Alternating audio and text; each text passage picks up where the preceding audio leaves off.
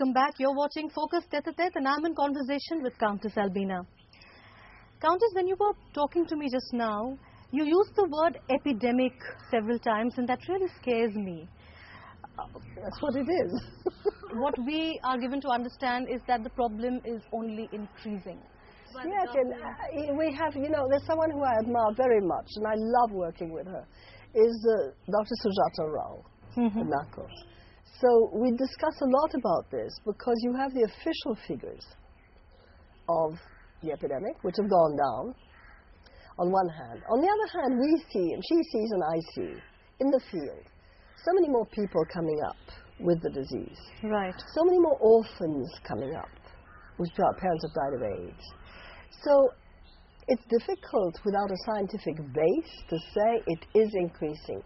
But let's say the field experience for everybody who goes down there shows that it is increasing, obviously. I mean, maybe it's just the people who died who were taken out of the count. I don't know.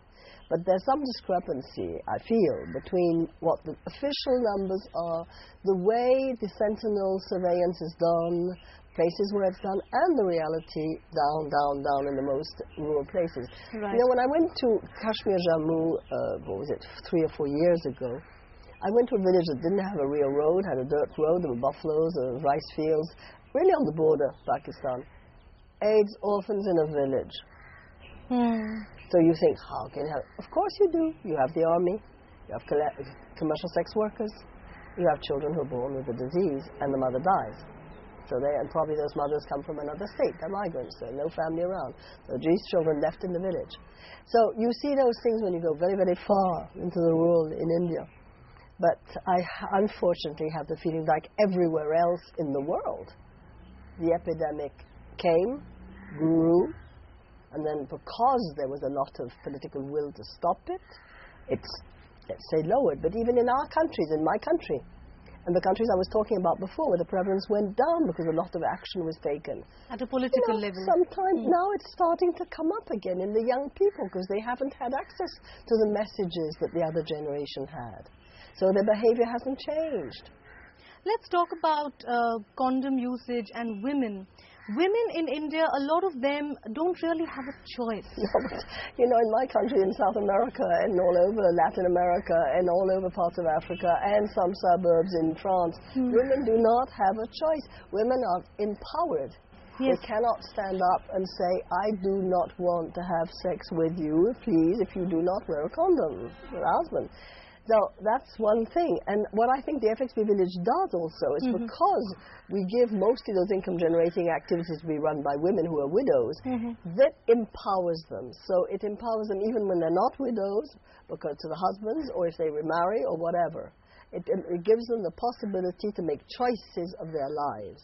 And I think also it's when you start making income that you become someone who's empowered, man or woman or child, and that then you have the choices of how you want to choose and make decisions in your own life. So women here are at an extra bad advantage because it's funny, we did a study also called Orphans Alert in the year 2002 in India, and that's when we found out that there were so many women who the in-laws were accusing of having infected the man. Whereas it was actually the other way around. It was the other way around. The woman was thrown out with the children. When I go and talk to some railway platform children, I've noticed also that I say, where do you come from? Why did you leave? My mother died. What did your mother die of? She committed suicide. And I'm thinking, why did she commit suicide? Maybe she committed suicide because she was thrown out with this kid, because she was accused of having passed the disease to her husband, and she killed herself. The kid was alone, took the train, came to the platform.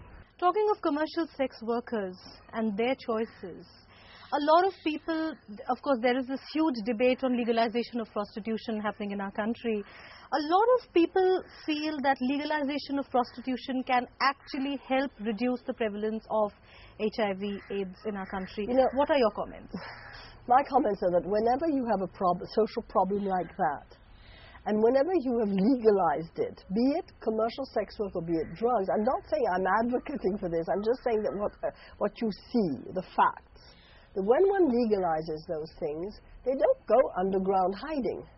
So you can address them much better if you're going to address them in a forceful way. And that's what they did in Thailand, you know. They Right. have legalized prostitution. And wonderful minister, Mrs. Saisuri Shutiku, said to me on the doorstep of a brothel where there were children at the time, she said, you know, we should get it. All the children, people who take children have to be condemned. But the others, we have to do like in Japan. We have to legalize it. We have to have tests to see if they're AIDS infected. We have to inform them. We have to promote condoms. We have to give them to them. So I think it's the only way, anyhow, as I was saying before, you can't sweep things under the carpet. It just doesn't work. So you have to address it. Prostitution is something, and I call it prostitution on purpose. It's commercial sex workers, a sort of a refined way of saying it. It's prostitution. Prostitution has always existed. But when it becomes very dangerous for people's health, I think the only thing is to have it out in the open, therefore legalize it, and therefore be able to address it. Like drugs, it's very difficult to say you have to legalize drugs, but the minute you do that, you've seen in places that the prevalence goes down. People don't access drugs so with such pleasure, in a way, because it's also legal. There's also that thing of the forbidden that functions. All right. Well, we'll take another quick break now. Coming up, we'll talk about the life of Countess Albina and what keeps her going. Keep watching.